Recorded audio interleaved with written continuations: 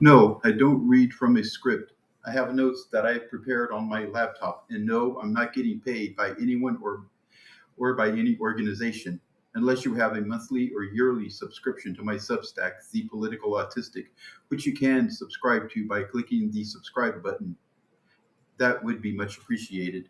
Then you would be paying me. I also don't use talking points. The words that you hear coming from my mouth are coming from my brain. I am also, again, not working for any particular political party or candidate, and definitely not for any foreign government. I do read from prepared notes, which are pretty extensive because since it helps me say what I want to say. I'm just a regular guy who's also autistic and who is a concerned American citizen. I'm an autistic self advocate and activist who's been involved with the Autistic Self Advocacy Network, as well as the American Association for People with Disabilities and Rev Up Texas. I'm actually an ACI alumni with ASEN, ACI meaning Autism Campus Inclusion. If I use talking points or have been influenced in any manner, it would likely be by those organizations.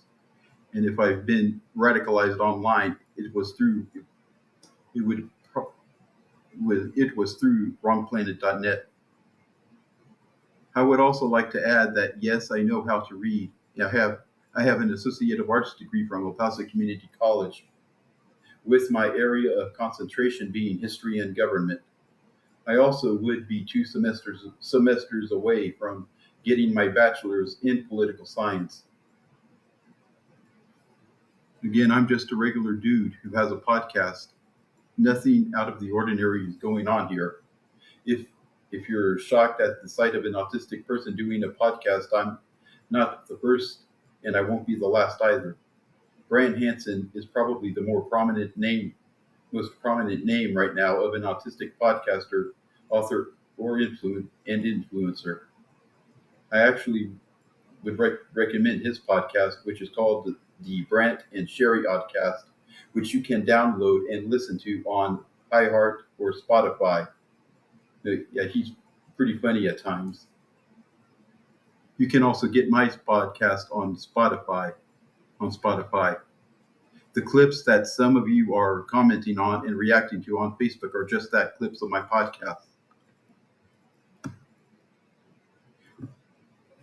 Now that we've got that out of the way, let's move on. I was doing my Bible reading this morning. I try to read a few chapters from the Old and New Testaments every day in the morning. I'm right now going through Genesis into the Old Testament and Paul's epistle to the Romans into the New Testament. Today I read the chapters in Genesis that talk about the flood and Noah's Ark. I do want to add here that I'm an old Earth creationist, and that I accept the scientific view that the Earth is 4.5 billion years old, not 6,000 years old, as some Bible literalists and fundamentalists believe. So, no, I don't believe that there was an actual worldwide flood that wiped out humankind. I do believe that there was possibly a more localized flood or regional flooding that was the source of the stories in Genesis. What I take away from the story of Noah's Ark and of the flood is not just that God is a God of wrath and judgment, but that he is also a God of mercy, which is which is exemplified in the story of the rainbow. In chapter 9 of the book of Genesis, God promises Noah that he will never again send a flood to destroy humankind, and gives Noah the sign of the rainbow as a sign of this covenant. God is the judger of God is the judger of sin, and I do believe that there will come one day when God will judge the sins and works of humans. I also believe that Jesus, the Son, descended to earth into the likeness of a man and took upon himself the sins of mankind and nailed them to the cross for our forgiveness and justification. And now moving on to the news. The national debt surpassed $40 trillion yesterday, a milestone that would not that I would not be celebrating. The AP reports that this is coming as federal spending on defense and social programs such as Medicaid and Medicare are skyrocketing. I'm actually pretty fiscally conservative, and I look at the national debt and know that we can't continue living beyond our means like we've been doing, and are going to need to make some difficult choices if we want to survive as a nation. I'm not going to point the finger at any one particular politician or party because I believe that they all, Republican and Democrat, are to blame for the mess that we're in today. In the AP article reporting this news, it says that the number was recorded just 5 months after the national debt hit $39 trillion, dollars, which would be in March. It surpassed the 38 trillion mark last October. We cannot continue borrowing money and living on credit like we're doing because it will be future generations who will have to pay the price for it. In Middle East war news, Iran is denouncing the economic warfare threats made by President Trump against them. In a statement on social media, Iran's Foreign Minister Abbas Araghchi said that Trump's threats aim to divert the attention of the American public from domestic financial problems.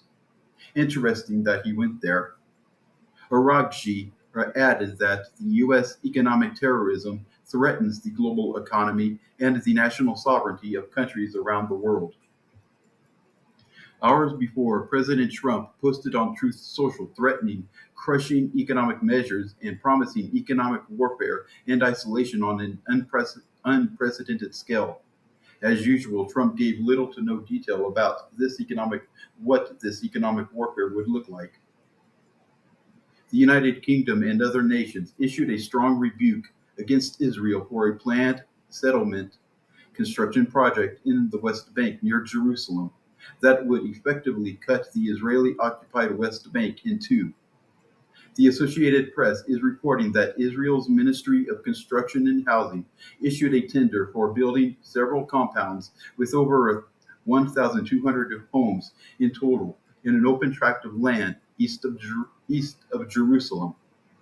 British Foreign Secretary Ed Miliband called the publication of the tender an unacceptable and destructive act. In a statement issued yesterday, Miliband added that the British government demanded an immediate reversal and summoned the Israeli charge d'affaires.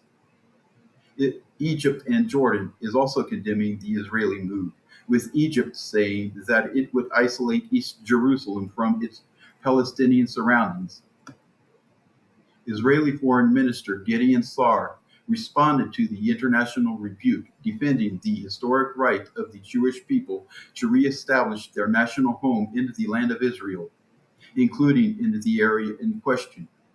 Sa'ar then criticized London for blaming only Israel while ignoring Palestinian extremism. Russia again hit the Ukrainian capital of Kyiv and the surrounding region overnight with a barrage of drones and missiles, killing at least 16 people.